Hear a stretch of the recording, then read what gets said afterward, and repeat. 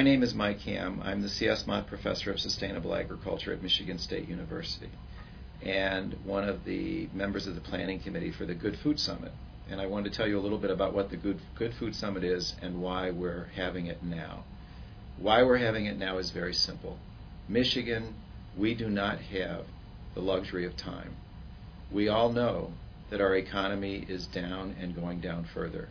We all know that the rate of unemployment is as high in Michigan as anywhere in the country. We all know that many, many more people are on food stamps and that the use of emergency feeding outlets in our state is rising at a rapid rate. We all know these things, and the trick is, are we going to do something to move ourselves out of it? Are we going to move to a position where, in fact, we have a thriving, robust economy for the 21st century? Are we going to move to a place where we have equity across our state, where everyone has the opportunities that are promised in our Declaration of Independence and in the Constitution of our United States?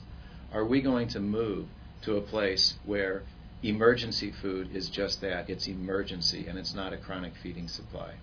If we're going to do these things, then we don't have the luxury of time. We need to act, and we need to act now. That doesn't mean that we act in haste. It doesn't mean that we act out of pure emotion. And it doesn't mean that we act in a way that's guaranteed to fail. What it does mean is that we act with thoughtfulness, that we act with speed, and that we act by gathering our resources, our human intelligence, the skills of our population, and the natural resources that we have in this state to move ourselves forward. That's the purpose of the Good Food Summit. The Good Food Summit is to be a gathering of 300 to 500 people from across Michigan who are to come together to say, our food system and all of the things that are out there in our country today in terms of local food, sustainability of our food supply, equity issues, social justice, can all be brought together to create a strong piece of the toolkit that Michigan needs for the economic development of the 21st century. So the question is, what is good food?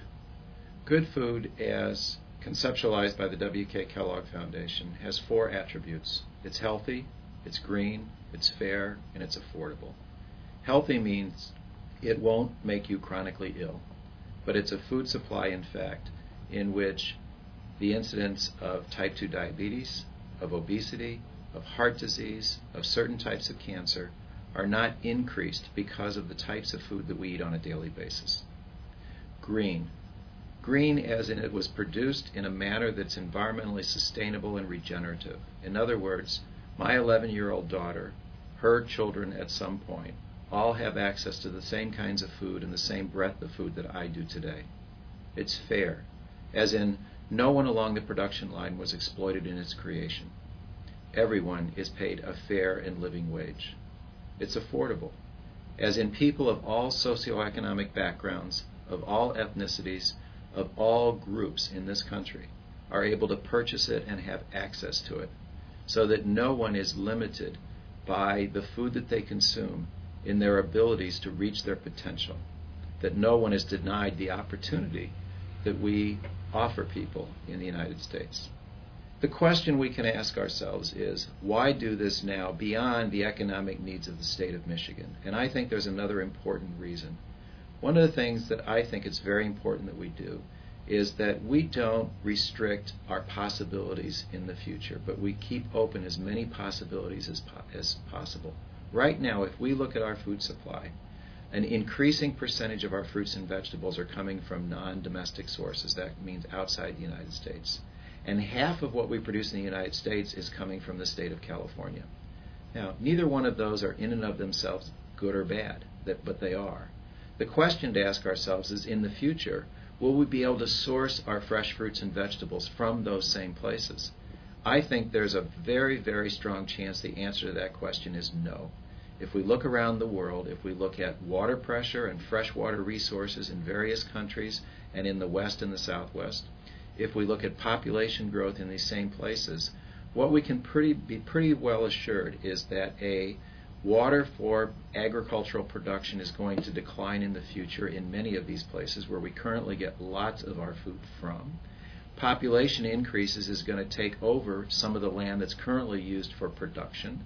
And climate change scenarios indicate that the irrigation for much of that production in places like California will be reduced significantly.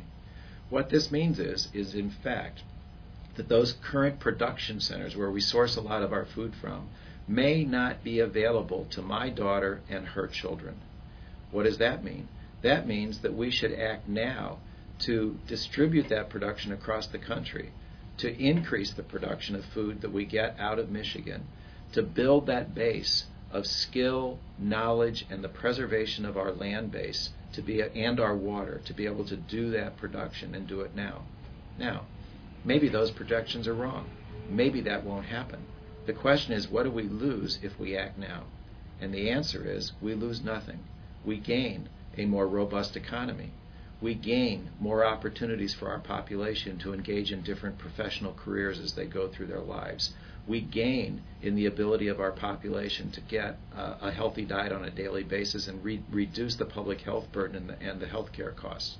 Everything that we do, we gain. We lose nothing. And if, in fact, those projections are correct, we gain in the ability to have a food supply 20, 30, 40, 50 years in the future that is not subject to sudden disruption.